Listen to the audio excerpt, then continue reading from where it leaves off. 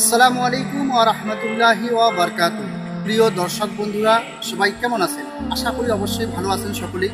আমিও ভালো আছি, আলহামদুলিল্লাহ আমিও ভালো আছি। আজকে দেখেন আমাদের সমাজে এমন একটা পরিস্থিতি হয়ে গেছে যে একটা যদি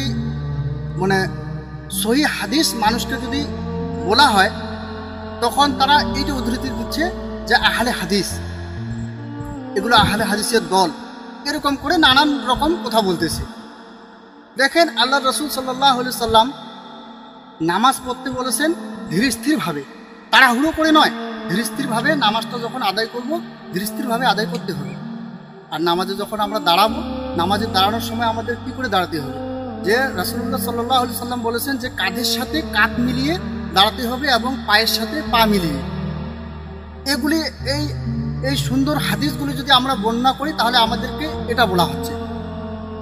দেখেন মানুষের বিবেক বিবেচনা কত দূরে চলে গেছে, কিরকম হয়ে গেছে। প্রত্যেক জায়গায় দেখবেন যে এগুলো নিয়ে প্রায় ঝামেলা হচ্ছে। ভালো হাদিস, সহিহ হাদিস মানুষকে বোঝাতে যাবেন, মানুষ আবার উল্টা রকম করে আপনাকেই বোঝাচ্ছে। এটা হচ্ছে আমাদের এই সমাজের বর্তমানে এই পরিণতি।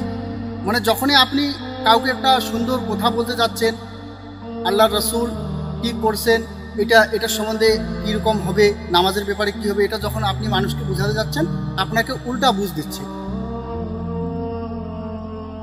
তো আমি এটাই চাইবো যে এগুলো ঝুট ঝামেলা, এগুলো করা ঠিক না। দেখেন আল্লাহ পাক যাকে যতটুকু বুঝ দান করেছে ততটুকুই বুঝবে।